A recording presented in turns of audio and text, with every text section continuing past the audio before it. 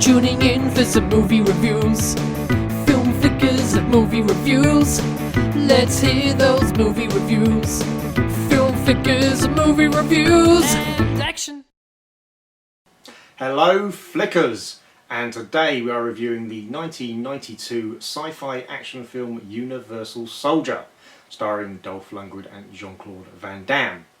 Now this film follows a group of commandos who are killed in the line of action and marked down as missing in action and instead transported to a secret military operation. This operation regenerates them and clears their memory and effectively makes them into commando zombies. Now, as you can imagine, eventually they start getting their memories back and they try to continue what they were doing before. In Jean-Claude Van Damme's case, he's trying just to get home to his parents, whereas Dolph Lundgren is a bit of a psychopath and tries to continue that cause.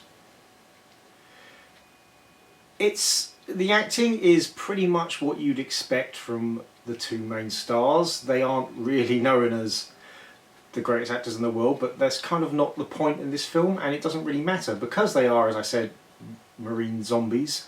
They don't really need to act that well, and what they can do really does kind of fit the part.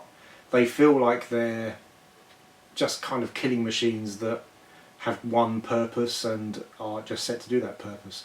The other actors in the film, they really do fill in quite a lot, and there's no really bad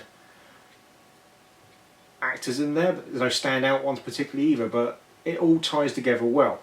Now, there's a lot of this is thanks to the plot, which, unlike most of the films of this era, is actually quite a good one.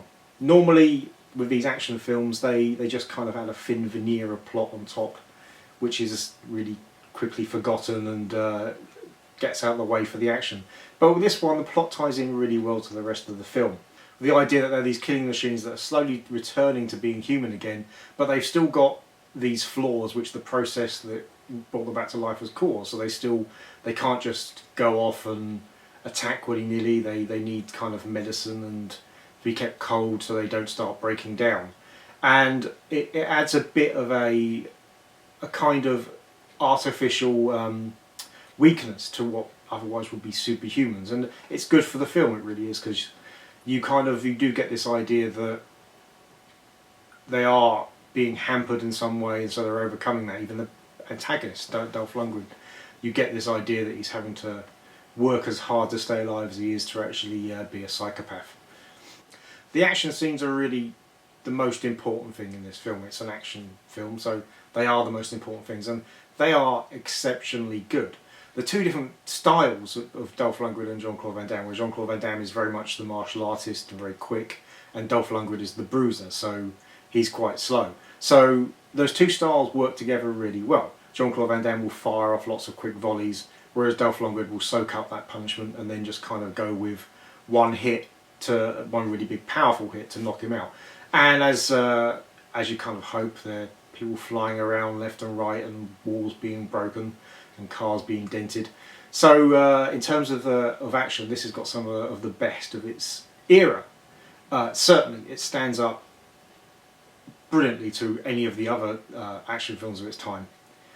The other kind of good thing that I like about this is there's no real kind of love element to it. You had that a lot in the 90s, where there was always kind of a damsel in distress, and whilst there is a female news reporter in this, she doesn't kind of feel like she is that. She kind of puts herself in danger and she's well aware of that, and although there's a closeness between her and Jean-Claude Van Damme, it doesn't feel like it's going to turn into a love interest at any point, and it really doesn't by the end of the film.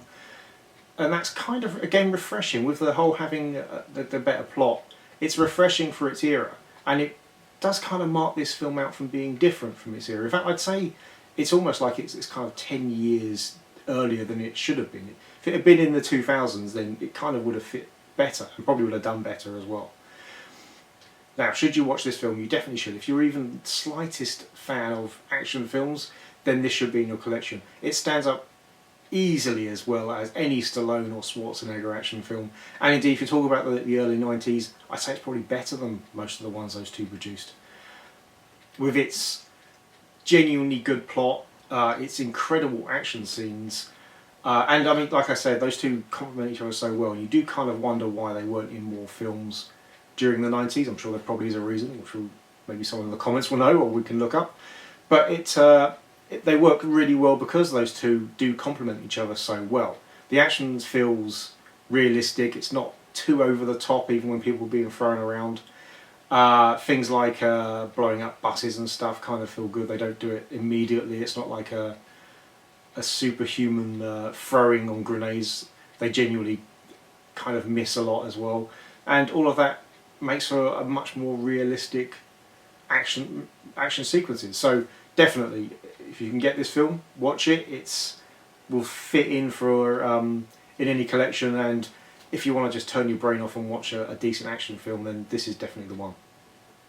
Well, thanks for watching, Flickers. I'm always grateful, and see you next time. Bye. Thanks for watching the video, and if you did like it, then please hit the like button, and if you want to see more from us, then please hit subscribe. And don't forget to leave a comment below, and if you've got any suggestions for films that we should be reviewing in the future, please leave us a nice little message. Oh, and check out our previous videos.